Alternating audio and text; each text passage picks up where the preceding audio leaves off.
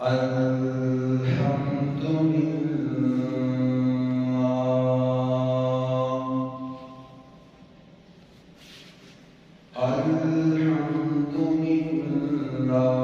نحمده ونستعينه ونستغفره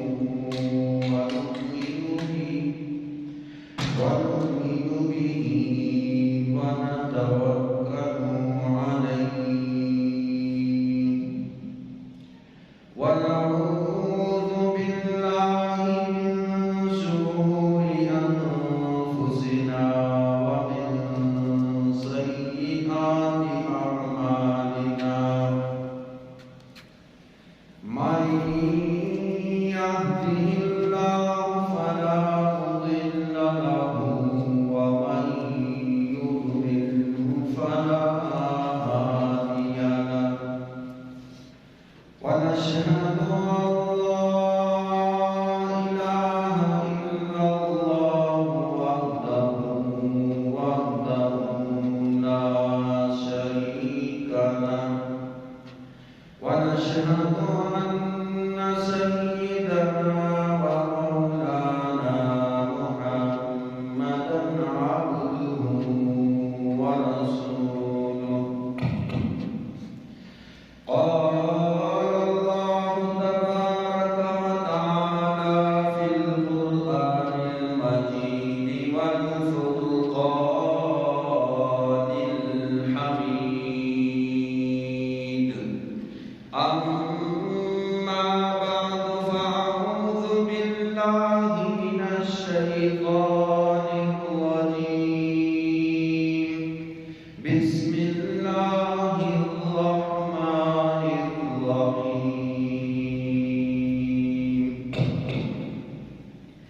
وقالوا لولا أنزل عليه آيات من ربه قل إنما الآيات عند الله وإنما أنا نذير مبين أولم يكفهم أنا أنزلنا عليك الكتاب يتلى عليهم إن في ذلك لرحمة وذكرى لقوم يؤمنون صدقت يا رب العالمين إن الله وملائكته يصلون على النبي يا أيها الذين آمنوا صلوا عليه وسلموا تسليما اللهم صل على محمد وعلى آل محمد كما صليت على إبراهيم وعلى آل إبراهيم إنك حميد مجيد اللهم بارك على محمد وعلى آل محمد كما باركت على إبراهيم وعلى آل إبراهيم إنك حميد مجيد سبحان ربك رب العزة عما يصفون وسلام على المرسلين والحمد لله رب العالمين محترم ذکر سامعین، میرے بھائیوں دوستوں بزرگوں، آپ حضرات علم میں ہے کہ پچھلے 4 جمعوں میں ایک ہی موضوع زیر بحث ہے معجزہ کی حقیقت اور کرامت کی اصلیت کیا ہے؟ پچھلے جمعوں میں آپ حضرات کے سامنے بطور خلاصہ یہ بیان ہو چکا ہے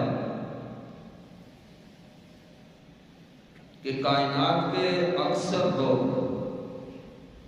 انبیاء کے معجزات، اولیاء کرام کے کرامات کو نہ سمجھنے کی وجہ سے غلط فہمی کا شکار ہوئے، جس کی وجہ سے ان کے عقائد بگڑے، شرک ان میں داخل ہوا، کیونکہ یہ دو چیزیں ان کا سمجھنا ضروری ہے۔ انبیاء علیہ السلام کے معجزات، اولیاء کرام کی کرامات پچھلے جمعوں میں کافی حد تک تشریح تفصیل ہم کر چکے ہیں کہ معجزہ خرق عادت، خلاف عادات افعال کا کسی نبی کے ہاتھ میں ظاہر ہونا، ایسے افعال، ایسے کام ظاہر ہونا جو پوری کائنات میں کوئی اور انسان اس کی مثل پیش نہ کر سکے، اس کو کہتے ہیں معجزہ۔ کرامت بھی خرق عادت، خلاف عادت کسی ایسے معاملے کا ظہور کسی ولی کے ہاتھ میں ہو جانا جو کسی اور انسان کے لیے اس کا ظاہر کرنا ممکن نہ ہو، اس کو کرامت کہتے ہیں۔ لیکن دونوں میں جو غلط فہمی پیدا ہوتی ہے، معجزات کرامات کو دیکھ کر سن کر مومن مسلمان یہ سمجھ بیٹھا کہ انبیاء علیہ السلام متصرف الامور ہیں، نفع نقصان کے مالک ہیں، اولیاء کرام متصرف الامور ہیں، نفع نقصان کے مالک ہیں، یہ عالم الغیب ہیں، یہ کردیاں بھرنیاں والے ہیں، یہ مشکل کشا ہیں، یہ حاجت روا ہیں۔ ان معجزات کرامات کو دیکھ کے پچھلے جمعے میں ہم نے آپ علیہ السلام کا معجزہ بیان کیا تھا کہ آپ علیہ السلام کو اللہ رب العزت نے معراج جیسا معجزہ عطا کیا۔ تفصیل پچھلے جمعے میں ہو چکی، آخری آپ کی گزارش یہ کی تھی کہ اللہ رب العزت نے فرمایا سبحان الذی اسری، اللہ رب العزت نے راتوں رات اپنے پیارے پیغمبر کو زمین کی پستیوں سے اٹھایا، آج کی بلندیوں تک پہنچایا، اور وہاں علیہ السلام نے حرم شریف سے بیت المقدس سے پہلا آسمان، دوسرا، تیسرا، ساتواں، پچھلے جمعے میں آتے ہیں، ساتویں آسمان پہ پہنچے۔ ساتویں آسمان پہ کیا ہے؟ وہاں پہ بیت المعمور، فرشتوں کی دعا کی جگہ پہنچے۔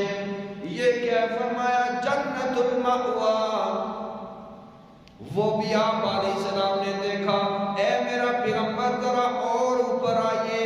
جبریل امین پیچھے رہ گئے، اللہ کا پیغمبر آگے میں آپ کے ساتھ جا نہیں سکتا، بات برابر بھی آگے جاؤں، اللہ کی تجلیات کی شعائیں مجھے جلا کے راہ کرتے، آگے سفر آپ نے اکیلے طے کرنا ہے۔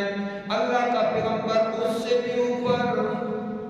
پچھلے جمعے میں نے بیان کیا، ساری کی ساری کائنات نیچے، ساری کی ساری کائنات میرے پیغمبر محمد عربی صلی اللہ علیہ وسلم کے قدموں کے نیچے، 14 کے 14 طرف نیچے،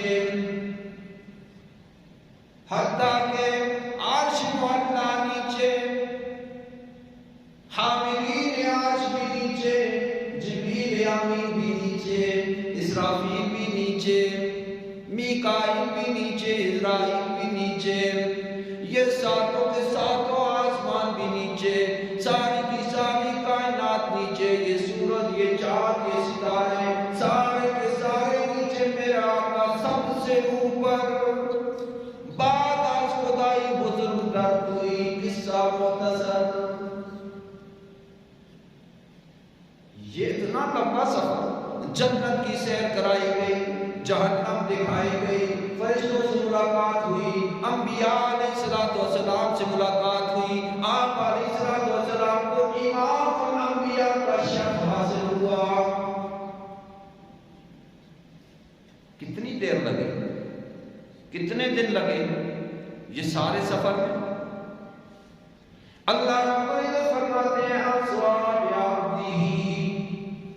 اسرا کہتے ہیں رات کے سفر کو، رات میں جو سفر کیا جائے عربی میں کہتے ہیں اسرا، لیکن پھر اللہ پاک کہتے ہیں لیلا من المسجد الحرام الى المسجد الاقصى۔ اور 15واں پارے کی پہلی آیت پڑھو۔ ہاں جی، سبحان الذی اسرا بعبدہ لیلا من المسجد الحرام الى المسجد الاقصى۔ لیلا، میں نے بتایا اس پہ تنوین ہے، تنوین للتنکیر، قلت کے لیے۔ کتنے دن لگے، کتنا وقت لگا؟ تو اسرا کے بعد لیلن اللہ پاک اس میں لائے، یا اللہ اسرا سے پتہ چل رہا ہے کہ رات کا سفر ہوا، لیلن لانے کی کیا ضرورت؟ فرمایا نہیں کہ مخلوق سمجھے گی پوری رات سفر کیا ہے، نہیں۔ پچھلے جمعے میں نے بیان کیا تھا کہ لیلن پوری رات نہیں، رات کا تھوڑا سا حصہ، کہ آپ علیہ السلام واپس آئے، جو دروازہ کھول کے گئے، وہ جو کنڈی ہل رہی تھی ابھی وہ ہل رہی ہے، جس پانی سے وضو کیا تھا وہ پانی ابھی تک بہہ رہا ہے، اتنی دیر میں واپس آ گئے۔ اب یہ بات جب دیکھیے، اتنی دیر میں ایک انسان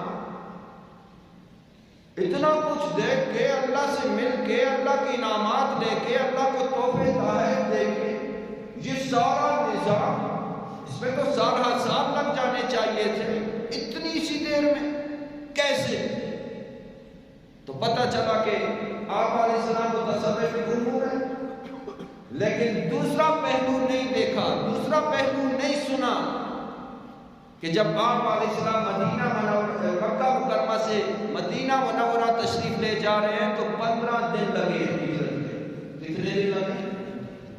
یہاں اتنا لمبا سفر اور مکہ سے مدینہ 500 میل کا سفر، 15 دن لگ گئے۔ تو پچھلے جمعے میں نے خلاصہ آخر میں بیان کر دیا تھا کہ معلوم یہ ہوا کہ معجزہ ہو یا ولی کی کرامت ہو، نہ معجزہ کسی نبی کے اپنے اختیار اور اپنے تصرف میں ہوتا ہے، اور نہ کرامت کسی نبی یا ولی کے اپنے اختیار اور تصرف میں ہوتی ہے۔ یہ فعل من جانب اللہ، اللہ پاک ظاہر کرتا ہے، فعل اللہ کا ہوتا ہے، ظاہر نبی کے ہاتھ میں ہوتا ہے۔ فعل اللہ کا ہوتا ہے، ظاہر ولی کی ہاتھ میں ہوتا ہے۔ نہ ولی کا اختیار ہے نہ نبی کا اختیار ہے کہ جب جی چاہے اس کو ظاہر کر دے۔ اختیار اللہ کا ہے، اللہ پاک بتا رہے اختیار میرا ہے۔ اور اسی بات کو سمجھانے کے لیے اللہ رب العزت کا کلام گواہیاں دیتا ہے کہ دیکھو، نبی کی نبوت کے ثبوت کے لیے کسی معجزے کا ہونا ضروری نہیں ہے کہ کوئی نبی کوئی نشانی کوئی معجزہ دکھائے گا تو وہ نبی ہوگا، کوئی ولی اپنی کرامت دکھائے گا تو ولی ہوگا، نہیں۔ یہ بہت بڑی غلط فہمی ہے۔ کئی لوگ عجوبے دکھا کے اپنے آپ کو ولی اللہ مشہور کرنے کا شوق رکھتے ہیں کہ دیکھو یہ عجوبہ، یہ اس کی کرامت ولی اللہ نے کی۔ بھائی کرامات کا دکھانا ضروری نہیں، معجزات کا دکھانا ضروری نہیں۔ اللہ نے اپنے کلام میں گواہیاں دی ہیں، نبی کا تو وجود، ہاں جی، پیغمبر کا، نبی کا وجود ہی معجزہ ہے۔ نبی علیہ السلام ہیں یا اور پیغمبر ہیں، ان کا صرف وجود ہی معجزہ ہے، صرف ان کا وجود۔ انبیاء علیہ السلام کا وجود سر تا پا، سر سے پاؤں تک انبیاء کا وجود یہ معجزہ ہے۔ کیسے کہ دیکھیں نبیوں کی صورت، سیرت، انبیاء علیہ السلام کی صورت معجزہ ہے، انبیاء علیہ السلام کی سیرت معجزہ ہے، انبیاء علیہ السلام کی گزری ہوئی زندگی کی پاکیزگی بہت بڑا معجزہ ہے۔ انبیاء علیہ السلام کا بے داغ کردار،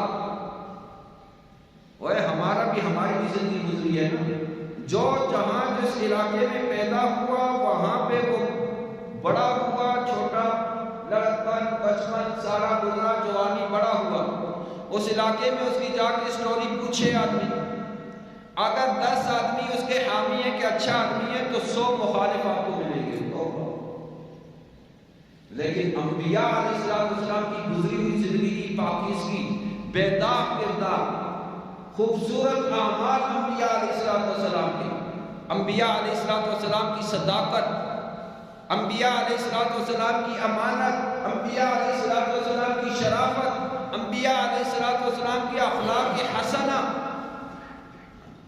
یہ سارے کے سارے اوصاف طیبہ، انبیاء علیہ السلام کی گفتار، انبیاء علیہ السلام کی رفتار، پوری کی پوری زندگی کا ایک ایک دن، پوری کی پوری زندگی کا ایک ایک لمحہ لحظہ معجزہ ہی معجزہ ہے۔ انبیاء علیہ السلام، اور یہ معجزہ جو ہوتا ہے یہ دیکھنے والوں کے لیے، سننے والوں کے لیے دلیل اور برہان اور انبیاء علیہ السلام کی نبوت کی پہچان ہوتی ہے۔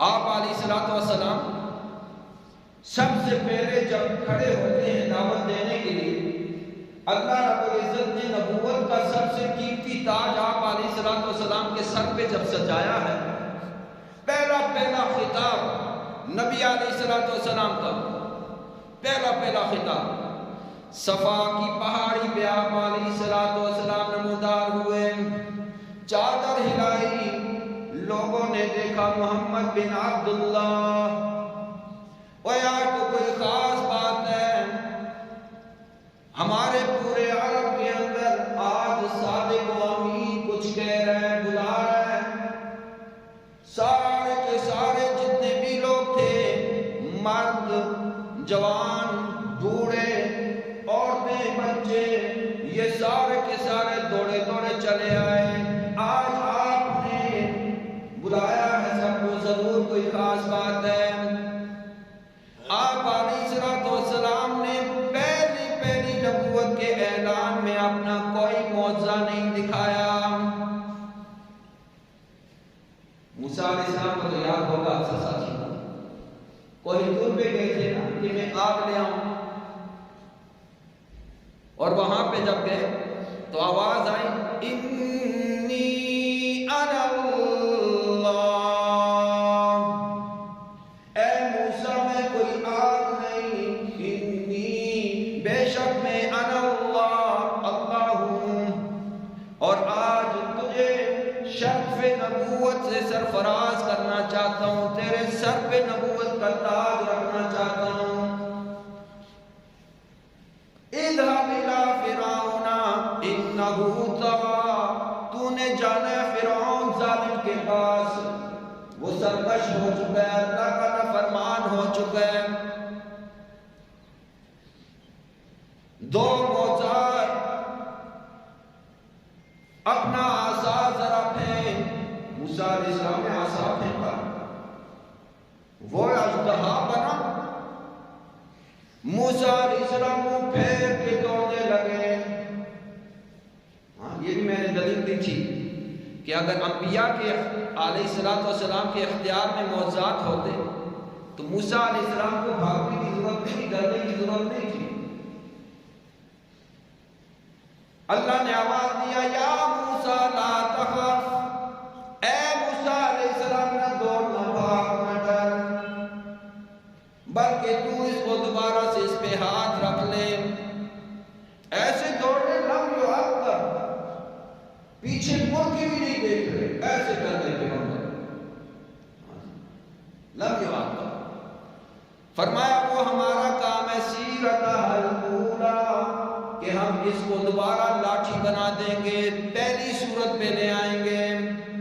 یا اللہ کا پیارا پیغمبر، امام الانبیاء، سرور کونین محمد عربی صلی اللہ علیہ وسلم بھی نبوت کا اعلان کرنے کھڑے ہیں، کوئی معجزہ پیش نہیں کیا، بلکہ آپ علیہ السلام نے کیا فرمایا؟ سارے کی سارے لوگ اکٹھے ہیں، آپ علیہ السلام نے فرمایا فَقَدْ لَبِثْتُمْ عُمَرًا مِّن قَبْلِهِ، تاکہ کہ میں تم میں اس سے پہلے کافی عمر گزار چکا ہوں۔ افلا تعقلون، یہ تو میں نے اپنی عمر کے 40 سال تمہارے اندر گزارے۔ کتنے سال گزارے؟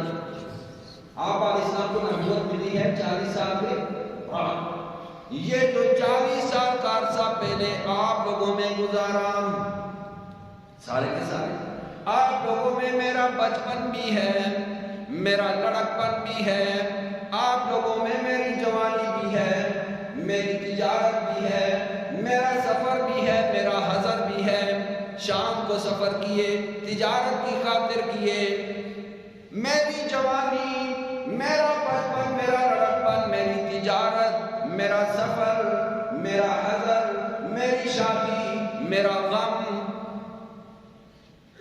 پیدا ہوا باپ نہیں، کچھ عرصے کے بعد ماں بھی گئی، دادا بھی گیا، چاچا ابو طالب بھی، کتنے ماتمے تمہارے سامنے، میری شادی، میری غمی، میری خوشی، میری گفتار، میری رفتار، میرا کردار، میری خلوت، میری جلوت، یہ ساری کی ساری تمہارے سامنے ہیں، اور تم میں میرے بچپن کے دوست بھی موجود ہیں، اور تمہارے اندر میرے جوانی کے یار بھی موجود ہیں۔ بچپن کے دوست ہوں، جوانی کے یار ہوں، ان سے باتیں آپس میں چھپی نہیں ہوتی، ان کے راز شریک ہوتے ہیں۔ ہم معاشرے میں رہتے ہیں، اپنے بچپن کے دوست یار دوستوں کو یاد کر کے دیکھیں، کیا ہمارے عیوب ہمارے دوستوں کو پتہ نہیں؟ ہم کتنے بانی میں ہر ایک دوست دوسرے دوست کو خوب جانتے ہیں۔ فرمایا میری جوانی کے یار، میرے بچپن کے دوست بھی تمہارے اندر موجود ہیں، وہ ذرا بتاؤ نا، میرے یہ جو 40 سال تمہارے اندر رہے، سارے کے سارے مجھے جانتے ہو، میری اونچ نیچ جانتے ہو، میری اس پاکیزہ اور صاف ستھری سفید چادر پہ کیا کوئی عیب والا داغ دکھا سکتے ہو؟ یہ پہلا اعلان ہے آپ علیہ السلام، اپنی گزری ہوئی زندگی کی پاکیزگی، یہ انبیاء علیہ السلام کا معجزہ ہے، اور اس سے بڑھ کر کوئی معجزہ نہیں۔ جب ساروں نے یہ بات سنی، بیک زبان ہو کر کہا لَقَدْ جَرَّبْنَاكَ مِرَارًا، اے محمد بن عبداللہ، ہم نے ایک نہیں دو نہیں کئی بار آپ کو آزمایا۔ لَقَدْ جَرَّبْنَاكَ مِرَارًا، بار بار آپ کو ہم آزماتے رہے، بار بار آپ کو آزماتے رہے۔ مَا وَجَدْنَا إِلَّا صِدْقًا، لیکن ہم نے کبھی بھی کچھ نہیں پا سکے سوائے آپ کی سچائی اور صداقت کے، کہ آپ سچے اور صادق اور امین ہیں۔ 40 سال کے عرصے میں آپ علیہ السلام کی پاکیزہ صاف ستھری سفید چادر پہ ایک دبا نہیں دکھا سکے، مثال میں اکثر دیا کرتا ہوں، کوئی آدمی یا کوئٹہ میں کوئی غلط فعل کر لے، زنا کر لے، منہ کالا کر لے، FIR بھی اس کے خلاف تھانے میں درج ہو جائے، یہاں سے وہ بھاگ کے لاہور چلا جائے، وہاں پہ بڑا جبہ پہن لے، دستار امامہ سر پہ رکھ لے، بڑی تسبیح پکڑ لے، داڑھی رکھ لے اور ذکر و اذکار شروع کر دے اور کہے میں اللہ کا ولی، تو لاہور والے کہیں گے واقعی پتہ چل رہا ہے اس کے دستار سے، اس کے جبے سے، اس کے ہاتھ سے کہ واقعی یہ اللہ کا ولی ہے۔ لیکن اس آدمی کو کہو نا کہ آؤ اسی گاؤں میں جہاں تیرے خلاف FIR ہو چکی ہے، وہاں کھڑے ہو کے ذرا لوگوں کو کہو نا میں اللہ کا ولی ہوں، تو وہ کہیں گے پہلے ذرا تھانے چلو نا، پھر تیری بزرگی کا پتہ چل جائے۔ لیکن یہ معجزہ صرف اللہ کا پیغمبر ہی کہہ سکتا ہے، باقی کوئی نہیں، کہ کوئی ایک عیب دکھا دے نہیں۔ تو انبیاء کا وجود، میں نے کہا کہ انبیاء کا وجود ہی معجزہ ہے۔ ہاں جی، قیصر روم کی طرف آپ علیہ السلام نے خط بھیجا، تو قیصر روم نے یہ سوال نہیں کیا کہ بھائی کوئی معجزہ دکھا دیں۔ ابو سفیان جو اس وقت دشمن اسلام تھا، اسلام قبول نہیں کیا تھا، تو قیصر روم نے اس کو بلایا اور اس سے سوالات کیے، اچھا بھائی بتاؤ کہ حسب و نسب میں یہ جس نے نبوت کا دعویٰ کیا ہے کیسے ہے؟ کیا اس کے خاندان میں کوئی بادشاہ گزرے؟ خاندان اس کا کیسے ہے؟ اور پھر یہ کہ اس کو ماننے والے غریب غربا لوگ ہیں یا بڑے مالدار لوگ ہیں؟ وہ دن پہ دن کم ہو رہے ہیں یا زیادہ ہو رہے ہیں؟ اس خاندان میں کوئی بادشاہ گزرا ہے کہ نہیں گزرا ہے؟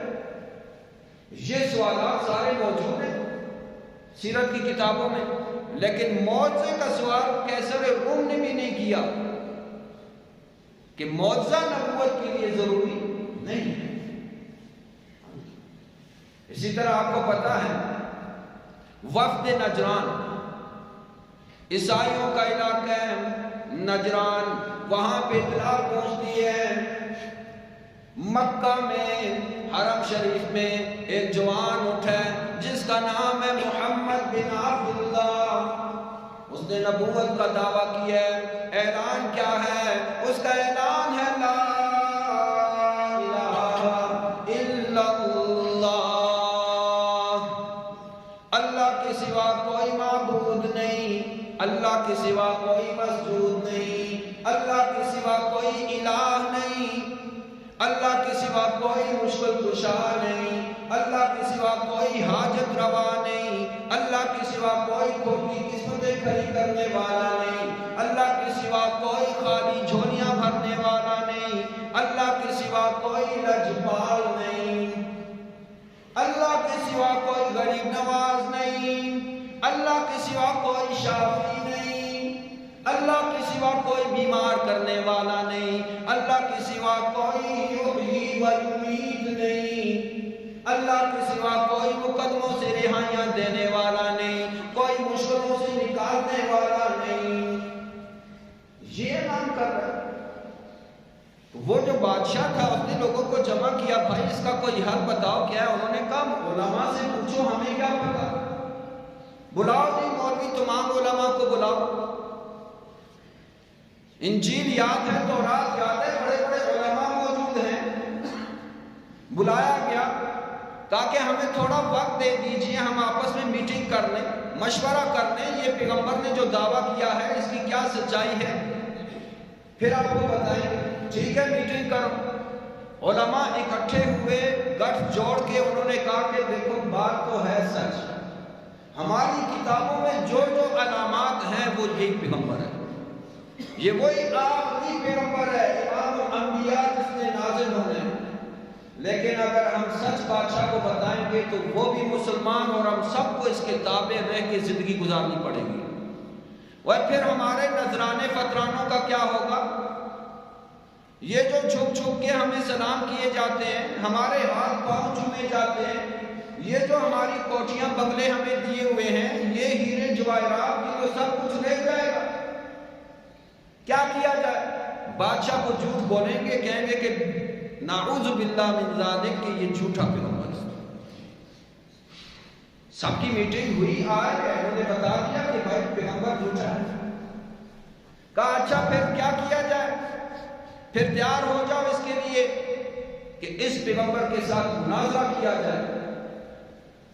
60 علماء کا وفد تیار ہوا وہاں سے، وفد نجران، مشہور ہے سیرت کی کتابوں میں۔ ہاں جی، 60 علماء کا وفد تیار ہوا، اور ان میں ایک عام آدمی تھا،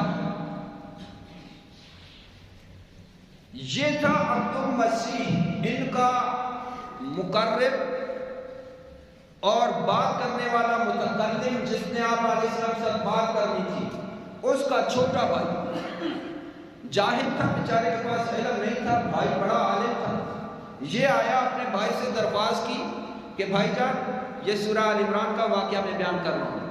ہاں جی، اب تفصیل نہیں ہے کہ وہ آیتیں بھی ساتھ لے کے چلوں، تو کہا کہ بھائی جان میں بھی آپ کے ساتھ جانا چاہتا ہوں، مناظرہ دیکھنا چاہتا ہوں۔ کہا آپ نے کیا کرنا ہے؟ کہا میں دیکھوں گا آپ کے دلائل، آپ کی چیزیں کیا کیا ہوتا ہے۔ تو بھائی نے اجازت نہیں، کہا جا تو بھی تیاری کر لے۔ اس نے بھی اپنا گھوڑا تیار کیا۔ اب یہ وقت جب روانہ ہوتا ہے،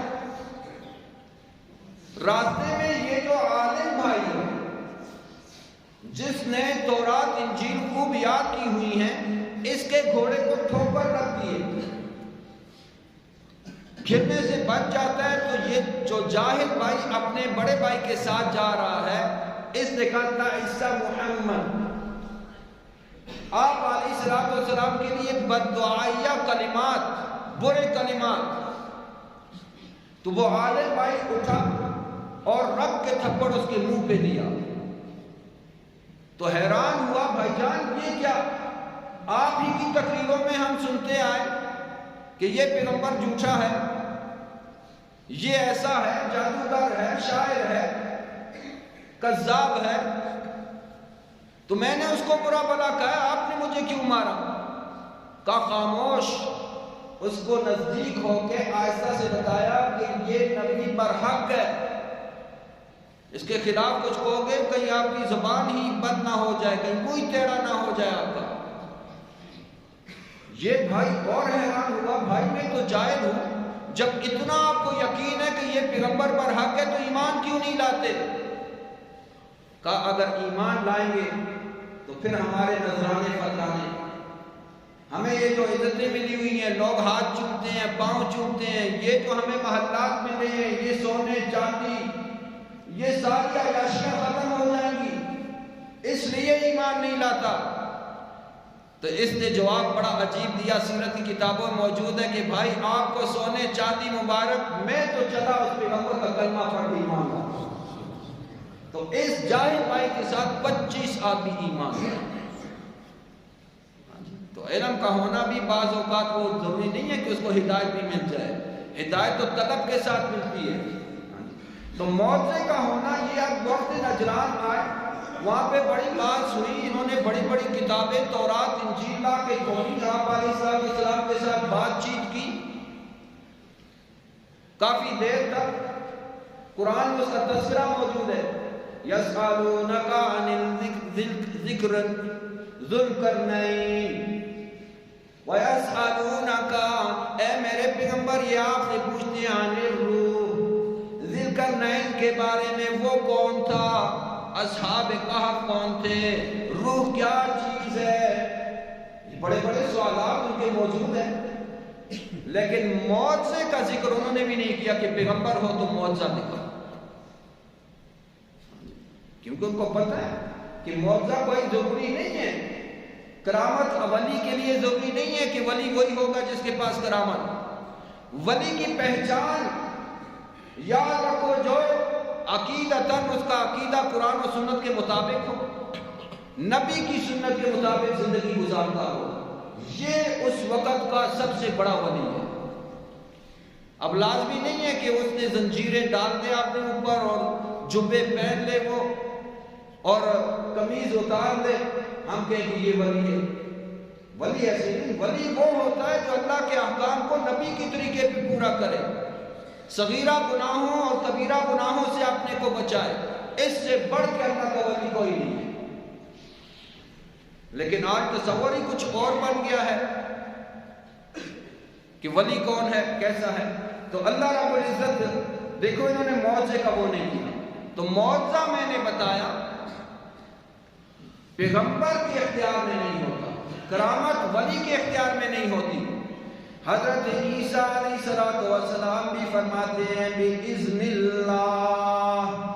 سورہ آل عمران آیت گزار دے لیتے ہیں، سورہ آل عمران میں اللہ رب العزت کی لا ریب بیعت کتاب ہے، اللہ رب العزت اعلان فرما رہے ہیں، ذرا دیکھنا کہ معجزہ ہم نے عطا کیا عیسیٰ علیہ السلام کو بھی، اور عیسیٰ علیہ السلام بھی اپنے معجزوں میں کیا کہتے ہیں کہ دیکھو معجزے میں کسی نبی کا، کرامت میں کسی ولی کا کوئی اختیار نہیں ہوتا۔ سورہ آل عمران آیت نمبر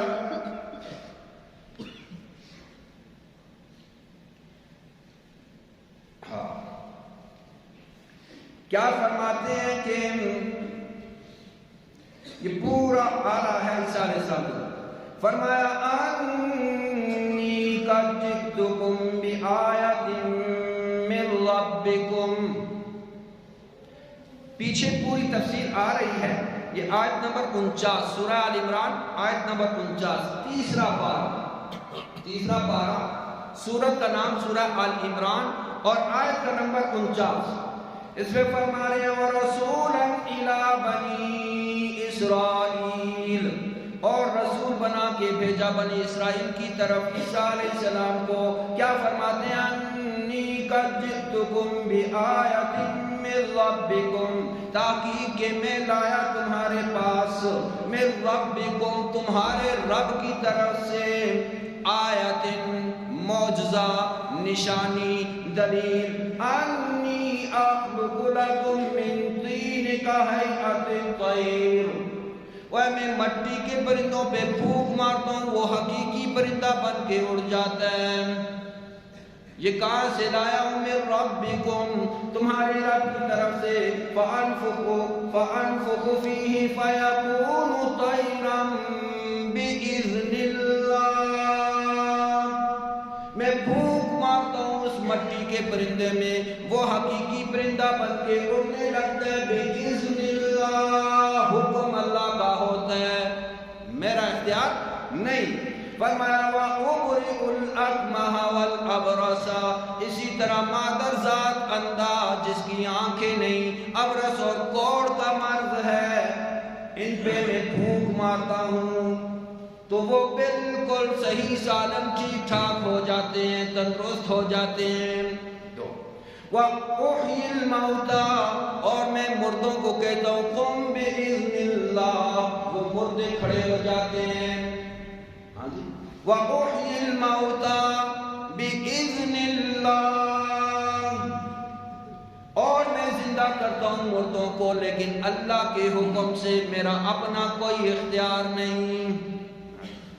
وَأُنَبِّئُكُم بِمَا تَأْكُلُونَ وَمَا تَدَّخِرُونَ، اور اسی طرح میں تمہیں خبردار کر دیتا ہوں کس چیز کے بارے میں، بِمَا تَأْكُلُونَ، وہ جو تم کھاتے ہو، وَمَا تَدَّخِرُونَ، اور جو تم ذخیرہ اندوزی کرتے ہو، کیا کھا کے آئے ہو، کیا ذخیرہ کیا ہے، فی بیوتکم، اپنے گھروں میں تمہیں بتا دیتا ہوں۔ یاد رکھیں ان فی ذلک لآیۃ لکم، اس میں بڑی نشانی ہے تمہارے لیے، کنتم مؤمنین، اگر تم مانو، اگر مانو تو اس میں بہت بڑی نشانی ہے تمہارے لیے۔ تو عیسیٰ علیہ السلام نے اپنے موضوع کا اقرار کیا لیکن بِإِذْنِ اللہ، اس کے ساتھ اللہ کے حکم کے ساتھ، بھائی یہ اللہ کر رہا ہے۔ آپ علیہ السلام بدر کا مقام ہے 313، کتنے صحابہ ہیں؟ مقابلے میں کتنے ہیں کفار؟ سیرت جو پڑھتے ہیں وہ بتا دیں،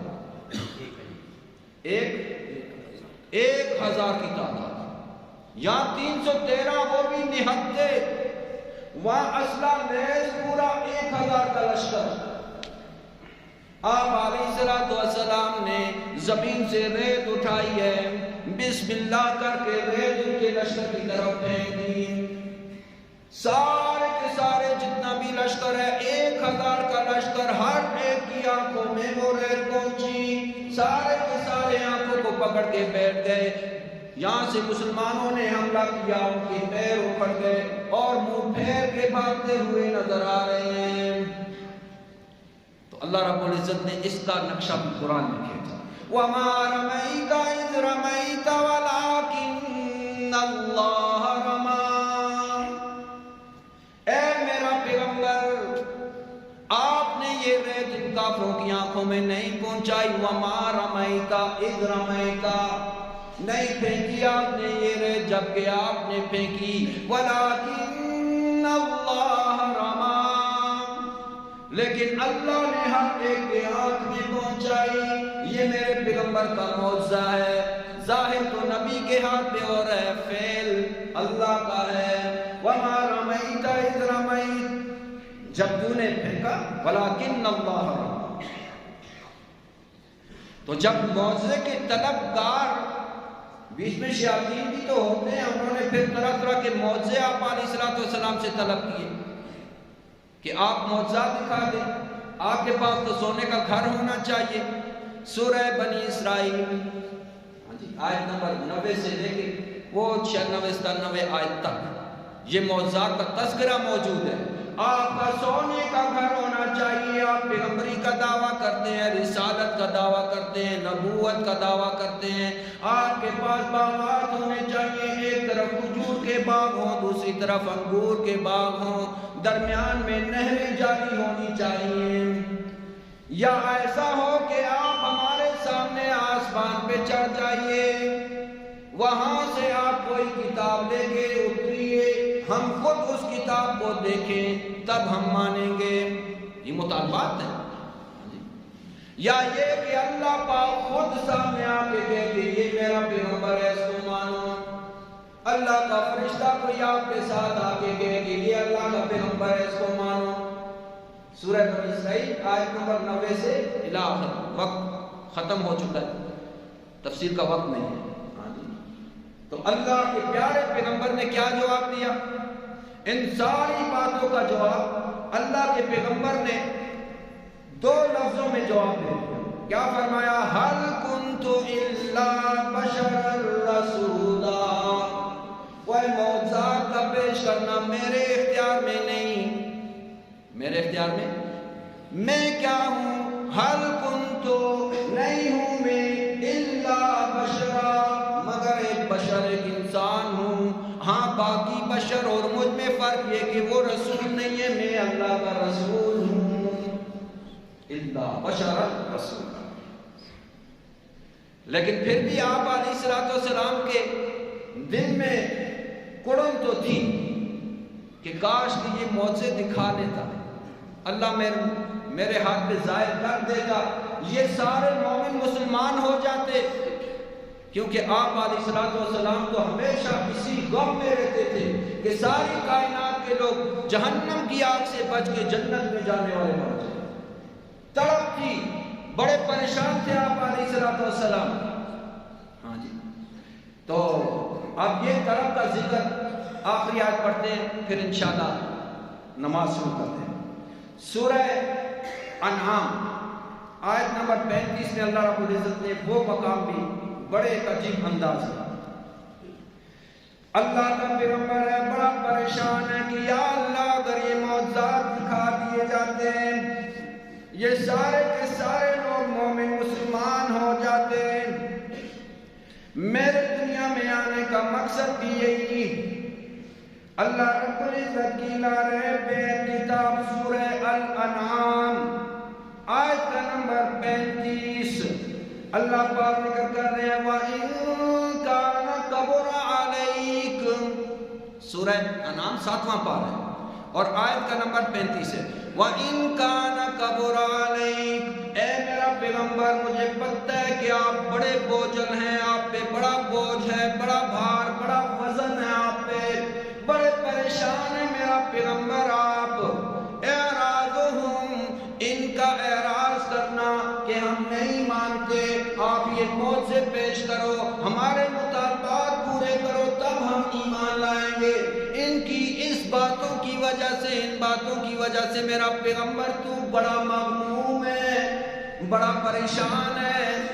لیکن یاد رکھنا میرا پیغمبر، ان استطاعت ان تبتغی نفقا، اگر تیرے اختیار میں ہے، تیری قدرت تیری طاقت میں ہے تو تو پیش کر دینا۔